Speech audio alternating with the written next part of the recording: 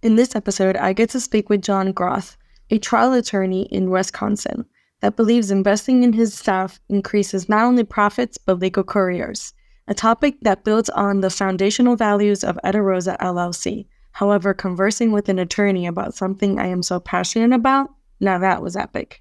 Listen in for more. Before we get into this episode, we would like to thank our Season 4 sponsor, Affirm Investigative Solutions, your go-to litigation support company. Without them, we would not be able to keep upgrading and integrating new concepts to this growing podcast. If you would like to take your support further, feel free to hit the support button on our Let's Talk Paralegal website so we can continue providing quality and empowering content for you and all our listeners. Everyone, welcome to the Let's Talk Paralegal podcast. I'm your host, Eda Rosa, and today we have the amazing Jon. We are going to talk about a couple things, but before we get into all that, Jon, why don't you tell us a little bit about you, your story, and really how you got to where you're at today? Great. Well, thank you. Yeah, my name is Jon Groth. I am an attorney in Wisconsin, the cold, frigid, frozen tundra of Wisconsin. A little bit cooler than when you are or where you are. So good for you, Yes, bad for me, but we make the best of it. right. But yeah, no. So I was born and raised here. I went to law school at Marquette University. I have a pretty good basketball team this year, and I have been a trial attorney for about 24 years. I graduated law school in 2000 and then did general practice work. And then after that went and did trial work for a personal injury firm in Wisconsin. And I was all across the state. If that's Wisconsin, we went all across the state of Wisconsin. And then in 2010, I started my own practice, and I was the attorney, paralegal, case manager, bookkeeper, law clerk, chief floor sweeper, whatever it was at my We call it practice. Chief Everything Officer. Chief, So, yes, exactly. Yeah, very good. Chief everything officer. I was that for a while, and then luckily we used our reputation, and it helped us to get referrals and more clients. And now we're where we are now. So we have multiple locations and multiple buildings in the area, and staff that are not only here in this building, but virtual and virtual assistants who are in other nations, and a team approach to practicing law with paralegals and case managers, bookkeepers, different sections of staff who just request medical records, things like that, very department oriented. So we want everyone to specialize in their task and do it really well. And hopefully with everybody specializing in what they do well, it will make sure that our clients get the best treatment and ultimately the best settlement. absolutely, right? And it's all about that. I'm curious, so do you guys cross-train just in case, or do you just stick to specifics? So we are in the process. Well, sorry, first off, yes, we do. For example, we had somebody who went on medical leave, and that person's responsibility was requesting medical records, and this person is out, so we had to have others who luckily were trained to do that, and then they've trained others. We actually have a training session tomorrow to train more people to do that job while this staff person's out, while the team member's out. But we have a requirement that you have to watch training or some betterment, like a video on different aspects of our law, of our practice area, at least 1 hour a week. So everybody is required to take that hour to get better at what they do. I love that. Yeah, That's amazing. That's definitely teamwork right there. I love yeah. the team approach method. That's amazing. Wow. All right. I'm impressed. Well, thanks. You have We're doing officially something right. impressed the consultant to law firm. um, So let's talk about the required continued paralegal education, which mhm. obviously I'm a fan of, right? Because that's what I'm all about, and that's what the podcast is about, and that's really my platform in a nutshell. So I was very intrigued that an attorney, a trial attorney, none other, from Wisconsin, was like, I want to talk about this. And I'm like, okay, I'm not going to Mhm. say no to that. So I'm very curious to listen to what you have to say on such a, I guess, very important topic, especially for me. So, Yeah. Yeah. I think, and that goes to what our goal is that everybody's getting better, right? Lawyers have an obligation. We have an obligation to get to maintain our license, that we have to get educated, that you have to have a certain number of hours. And in Wisconsin, it's different than other states, but it's about 30 hours every couple of years, and that you have to go in, and some of those are for ethics. So you have your ethics requirements, and then you can do some continuing legal education for marketing and other stuff that's not really legal. But the goal is that you're going to get better at what you do, because I always say it's practicing law, but you're practicing and hopefully perfecting it. You're never going to get there, but you're always practicing to try to get better, right? So if we have to do it, why I I just think it's logical that it would be wise to have everybody have to have continuing education in what you're doing. So you can get better at what you do. And if it's a national organization, if it's a state organization, if it's a regional organization, or if it's just an internal in our organization, in Groth Law Firm, if we require that education, uh, you should do it. And again, going back to what I said earlier, that's what we're trying to do, is we're requiring staff to, no, no matter where you are in our org chart, that you have to have education so you can get better. So I think being a paralegal is a very important thing, right? It's right up there with your assisting the attorney on some pretty important um, confidential, strategic, all those different things that you can use, though use the different words to describe your role. But they're important, that they're at the level of um, uh, when you know that and you are getting better at it, it's only going to help the attorney. So why wouldn't attorneys all want their paralegals to continuously learn, be Yeah. a lifelong learner? I mean, we need more attorneys like you. I know when I was working my full-time W-2 9 to 5, there were really no attorneys that supported my continuing education in any way, shape, or form. Whether it was to provide me a free day to go to the conferences and get my CLEs, or whether it was to provide a team building exercise at the law firm, like little Hmm. things. It doesn't have to be so costly, right? You can definitely, like you said, create on-demand content where they can watch it at their leisure. Yeah. And these are simple tasks. And, ethics for me is very important, especially in the legal industry. We all have the same oath, whether you're a lawyer or not, legal professionals, we go under the same oath. And that's literally the heartbeat of the lawyer oath, which is ethics, right? We are bound to those. We're sworn into that, and, it should be held at that standard, right? Which often it's not. Yeah. Unfortunately, it's just not the case. But and I appreciate that, right? As a paralegal as well and a consultant and all the things, I appreciate that, education is really the foundation of any institution. And unfortunately, it sometimes fails us, or it provides us just with the foundational, right? So our education system as a whole, whether it's a university, whether it's your high school diploma, whatever, degrees you have under your belt at this point, it's just providing you with a foundation. There has to be that continuous cycle, right? That continuous growth. The laws change constantly, right? Ethics is going to change. I believe it was, and correct me if I'm wrong, it was the Boyd case, right? With the Hmm. attorney, you all learned that at law school, and I'm Yeah. learning it now. And so, that's a really big, controversial, right? Very difficult, very layered ethics example. And actually, I use that example a lot when I'm doing the trainings for ethics. I'm doing one next week.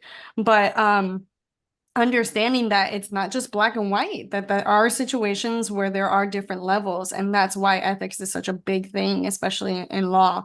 And we have that not only to hold as legal professionals, but as community advocates, because that's at the end what we are. We serve our community. We're here to protect them. We're here to educate them as well and hold their hand, even though a lot of people say we shouldn't be hand holding. And there's a whole controversy on that topic, which is another topic for another day. But, at the end of the day, we're here to serve our communities, right? Which is Hmm. why I'm such a big advocate of community service and pro bono and legal aid and all the things that can help us strive as a legal industry as a whole, right? Back to that Yeah. whole teamwork approach that you were, you were talking about in the beginning of our conversation. So having said all that and wrapping all that up, are there any, I mean, it looks like you're doing a great job. Are there any maybe tips or maybe advice that you have for both the paralegal and the lawyer? Because I always feel that perspective should be shown Mhm. in both aspects in order to create an educational perspective. So what are Yeah. your thoughts on that? Yeah. So luckily in Wisconsin, and I think Florida is similar, where we have a pretty strong trial lawyers organization, Yes. right? Where well, here we have quarterly meetings that they have at a different part of the state. So somebody in the Milwaukee area can go and it's pretty close, or it can be in the Green Bay area or Madison area, for example.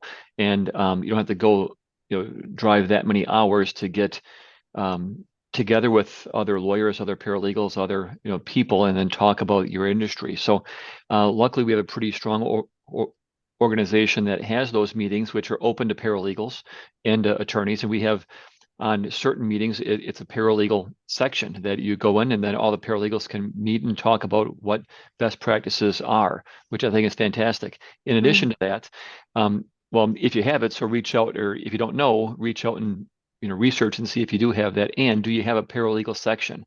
I know our trial lawyers section, or our trial lawyers organization, has different sections for different kinds of law. So workers' Right. compensation, or my just personal injury, in addition to a section for paralegals, and then we have our listserv, so our emails.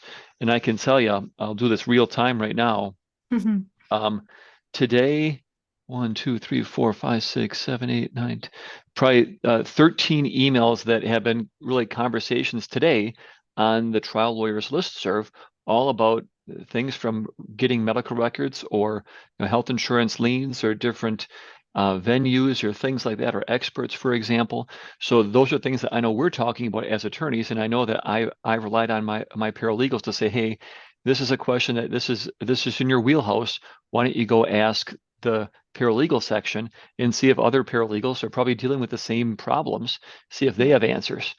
So those are things, everyone, I shouldn't say everyone, most people, they like to be helpful. And Yeah. certainly if you're a member of this organization, one of the things that you're going to do is give back and help others. And that's what's really helped me throughout the years. I save all of my trial lawyer listserv messages, and I go in there in a folder, and I'm not going to recreate the wheel. So I do a little search, and I use it as my own personal Google to see what other attorneys had said, maybe 5 years ago, whatever else it is. So you can get a different perspective, or just simply get the answer. So that's my tip of the day, if I have one, is look at your organization and then ask for help. We also have, in the state bar of Wisconsin, we have a mentor program that you can get Oh, involved in. I like that. That's for attorneys. I don't know if the paralegal section does, but I think that would be a great thing that you should at least ask about, and see if they have those organizations where you can find a mentor, or go to your local, in Wisconsin, it's the different technical colleges where they have paralegal studies, and see if you can see one of the professors there who can help you out and give you a mentor to really understand what you're going to get into if you are in school for this. Yeah, I was literally just having this conversation today, right before our recording, and it's about opportunities are not going to come to us, right? We need to seek those opportunities. And if something's not happening, if you're not receiving information, or you fill in the blank, whatever your version of what I've just stated is for you at this moment, realize that there are resources out there, right? That all you need to do is look, ask, and seek. I mean, that's really, that Mhm. in a nutshell, that's really what life is all about, right? We are literally in the land of opportunity. So there's plenty of opportunity out there. And there's a lot of people that sacrifice a lot of things to come to this country to get those opportunities. So we need to start taking a look at ourselves and asking why, right? Why are Mhm. these people coming to our country seeking opportunities and we're not taking advantage of that? So Oh, that is one 100%. thing I Yeah. always tell, my when I'm coaching my paralegals and I'm training them up and everything, that is, we work on the mindset first, right? Because It's all great and dandy. You can ingest the information, but it's one thing to ingest the information. It's another to actually understand and be ready for it, right? So understand that you can be in a classroom like back in the day. Right now, it's not like that because I'm currently in an educational program right now, kind of upskilling myself as well because I can't teach what I don't know. Hmm. So, upskilling myself as well, I decided to go back for a master's degree. And the dynamic of how we're learning right now is very different. Back in 2010, which I believe was my last degree, it was very lecture oriented. They would just stand there, they'd provide you a presentation, and they would just lecture you the whole Yeah. time. And all you were doing was taking notes. And now it's not like that. The new dynamic of education, which I love because I'm not one of those regurgitate information kind of people, is pretty much read your chapters, get prepared for class because we're going to talk about it. And Hmm. whatever you didn't understand and whatever questions, were ignited during your readings, ask them right during Yeah. class because we're going to have a More conversational. conversation. Yeah. Yeah. There you go. Yes. Yeah. Because it's about communication, right? And it also, as legal professionals, that's all we have, right? We are communicators, we are translators, right? We interpret the law, we put it on a pretty paper in a pretty format in whatever way the judge and the courts want it, and we implement it, right? We take our story from our client, we convert it, we put it into the funnel, like I call it, we put it in a Hmm. paper and we give it to the judge. And that's what we do. But all that is communication, whether it's written, verbal, during arguments at trial, or depositions or mediations, or whatever the Hmm. case may be. It's all about communication and community service. And that's what we are in a nutshell. And I feel like sometimes, when I was younger, and this was back in the 80s, quick story time. Quick story. It was all about, do you want to be a lawyer, doctor, or astronaut or engineer, right? Okay. Those were your four options in the All 80s. right. And so I chose lawyer, right? I was like, well, no, I love law. I love how, it like integrates with everything that we Hmm. touch. And I just love that learning law kind of, I learn everything, right? Because it really is anything that you touch has a legal concept behind it. Yeah. And that really intrigued me at a very early age. I'm talking about like I was 6. So definitely, very early on, I knew I wanted to be in the legal industry. But back in the day, I didn't know anything about what a paralegal was, or a vendor, or consultant, or educator, Hmm. or any of the things that I'm doing now, right? It wasn't like an option. You were either a lawyer or you weren't. Like that was it. And so Yeah. I often get asked that question, why didn't you become a lawyer? And I was like, I found a different way. I found a way where I can still utilize my skills, still make the money that I want to make, and still give back to the community just as well. Yeah. So, you do not have to be, doctor, lawyer, astronaut, engineer to make a difference or, kind of live the life that you want to live. So Well, yeah, and to getting some off my part, soapbox here. but you don't know what you don't know. I mean, when you're 6, or even now, if adults might not know that there are other options out there, and that's where it's nice to have, your community or others that you can go to and say, hey, this is what I'm thinking of. Are there other options? I mean, I tell the story. I have a friend of mine, a very old friend of mine, way back from the 90s, so whatever. But he's an attorney, but he's done law involving um, dinosaur bones. Huh, Well, you know, I would okay. never have thought that you can be a lawyer that specializes to some degree in um, whether somebody stole bones from some country or something else, and then there's some trial work involved because you're having hearings to say whether, well, you stole these or this country wants them back or whatever. I mean, so there's so many options out there, in the law or in the business of law, being a paralegal, being maybe you're an accountant or a bookkeeper that is helping with the books, or an office manager, or the operations manager for a law firm. I had one of my very first jobs was at a law firm in Chicago, and they had a person who had a business degree, had a master's, and he was in essence, the chief operating officer of the law firm. And I was like, well, how can that happen? Because you're not a lawyer. And for me, it Mm, was just kind of weird that, well, so you're operating your law firm like a business, but so how do you have this? And that law firm is extremely successful, and because they have always had that mindset, and they hired somebody who likes the law, and but didn't get a law degree, instead manages lawyers. It's like, well, Hmm. good job. So there's so many options out there. But as a 6-year-old or as a younger person or even as my age person, you don't know what you don't know until you go looking. And that's what you said earlier, which I think is a great idea, to always be questioning, always be on the lookout for opportunities. And it kind of goes hand in hand with being a lifelong learner. Yeah, absolutely. I always say that we lost our curiosity along the way, right? Because as kids, I see it in my own kids. My kids are 7 and 5. And as I see them grow and progress and become their own little person, right?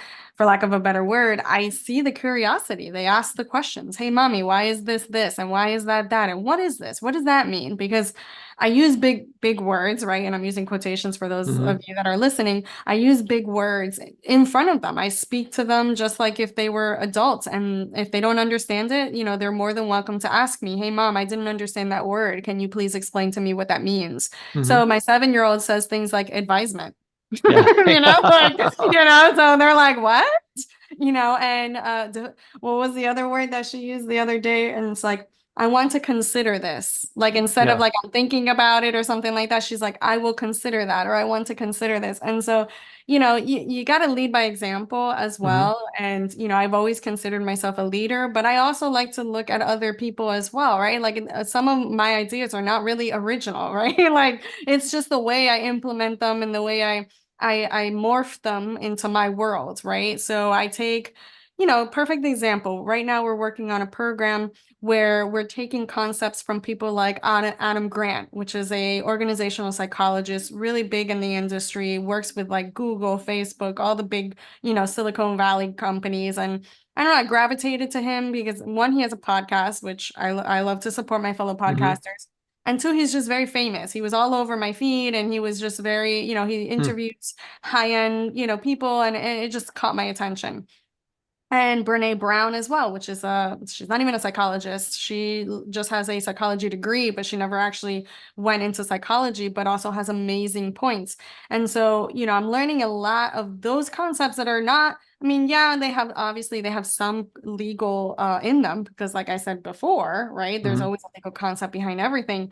But it's more of like mindset, how the mind works, how the human works, right? Because at the end of the day, when we are not training our clients, but when we're guiding our clients for a deposition, preparing them for the deposition or a trial, which is super scary, especially for someone that has never been in a courtroom. It's probably Sure. the first time getting introduced, and you, above all people, would know the disparity, right? Sometimes that these clients go through. It's really like a mindset shift for them, right? Because they're out of their element, they're Hmm. not doing their own work. And now they're talking about topics that maybe at times, depending on what practice you're practicing, is very sensitive information, very like they have to relive that moment, however traumatizing it was. Yep. And it's very hard to be that vulnerable, which is why I gravitated to Brene Brown because she has a whole thing about vulnerability, that vulnerable in front of people, right? That you don't know. They're strangers. You're not even Yeah. in like a psychology office where it's closed and nobody's listening, right? So we got to put ourselves in that situation, right? Because we're so prone and so automated to just do our job, right? And just get it done because that's what we've been trained to do, both as lawyers, paralegals, and anywhere in between. So we have to kind of say, oh, wait, they don't really know anything about what's happening, right? So this can be very scary for them. So maybe we should step back and not say that they're a difficult client, right? We got to change our language. They're not Yeah. difficult. They're just going through like a really tough situation, and we got to Well, recognize that. and that's something that we say all the time, that we don't have difficult clients. We have clients in difficult situations. So Love that. I'm I'm writing impressed that that you down. said that, because that's something that we have probably on a weekly basis. We say that about our clients because, yeah, I mean, you have somebody who was involved in a car accident yesterday. They lost their car. They can't get to work. They got to now pay a deductible for whatever repairs on the vehicle, or and how do you then pay for your copays to go to the doctor? So all that's happening, and you're Yeah. freaking out, and you Hmm. call your lawyer and you want some answers, but the insurance company's dragging their feet. So, yeah, it's interesting that you say that, because it's something we deal with certainly on a daily basis. Yeah. Yeah. Especially the single mom that needs that car, right? Or the Hmm. single parent, let's not label it. Yeah. The single parent that needs that car that needs to go pick up their children. I literally was just having this conversation yesterday with a client of mine. We were going through the caseloads and we were going through all the dynamics and really that's part of our consulting, right? Just like really going through it, the dynamics, whether or not they would make a good witness, the whole 9 yards, right? Is a very strategic, analytical portion of the consulting that we do. Yeah. And I was like, I spoke to this client. They're very distressed. They are under a lot of medication because of it, because of Hmm. prior trauma. And so, we might want to just settle this one out, just Hmm. try and work, but those are conversations you need to have. And I really want to empower and encourage those legal support staff members that are listening. You have to have these conversations with the lawyers, right? The lawyers only see 10% of the client. We're the ones that are working with them day in, day out. We're the ones collecting the documents. We're the ones reviewing them, analyzing them, summarizing them, and providing them for the review of an attorney or a manager or however your firm is structured at the moment. Hmm. So understanding that nobody's really going to know that client as much as you and the ins and outs and the twerks and the little triggers and things like that. Like I remember when I was a litigating paralegal, I would sit in at the depot preps, at the Hmm. mediation preps, and I would kind of like really do the notes, right? Like the what they call now the minute taker. That was me. Hmm. I was doing Okay. that the whole time and making sure, and we would record it so that they can see themselves or put them in front of a mirror so that they can see their mannerisms. Like we went all out, right? Just to prepare this person because it's very daunting. I think Oh, the only yeah. way that I can really paint this picture to someone that has probably never done this before is think of an interview. Like when you're going to interview, these are a whole bunch of strangers. You're out of your element. You have no idea what to expect. You don't know these people. And here you are. They're going to ask you 5 million questions and you better be prepared. Yeah. That's really the only really, and then just add some trauma to it. Like that's really what's Yeah. going to happen. Right. So, we had to understand that people are humans, right? We're human. We have our past, we have our future, and we have our present. So we just need to really hold that and really facilitate that for our clients at the end. So, but thank you, Jon. I Yeah. appreciate you being such an amazing leader, not only within your firm, but outside, taking the time and spending it with me here at this Let's Talk Paralegal podcast and really empowering not only your colleagues as lawyers, right, through your trial attorney associations and the state bar and all the other organizations that you're probably involved in, but also supporting your own staff, right? Because at the end of the day, that by investing in them in some way, shape, or form, it'll ultimately, just bring you tenfolds back. So Yeah. definitely appreciate that. Thank you. Yeah. Yeah. That's the hope is you can't be afraid of losing good people. You want to create a culture, create an organization that people are going to be able to grow in. And if they grow in a way that they go to a different position, then that's good for them. But Right. while they're with you, make them the best person that they can be. And that's Absolutely. important. Yeah. And yeah, and then if they leave your firm or they grow within your firm, which is the ultimate goal, but if they Hmm. leave the firm, you don't want them to leave with a bad taste in their mouth, right? You're gonna Yeah. say, I outgrew this firm, but they provided me with so much more. And that's Yeah. really the reputation aspect of business in law. So understanding that as well and the importance of your reputation when it comes to employees, right? Because we look at Yeah. reputation as far as clients, referrals, and reviews and all the other good stuff that comes with running the business of law. But, having your employees talk well about you even after they've left and just say the only reason I left is because I outgrew the firm. I mean, that's the best compliment any leader could have. So Yeah. that's Yeah. the hope, right? That's the hope. All right, that's We're all going for to today, continue to guys. practice. All right. Oh, of Thank you very course. much. That's all for Yes. today until justice is served, everybody.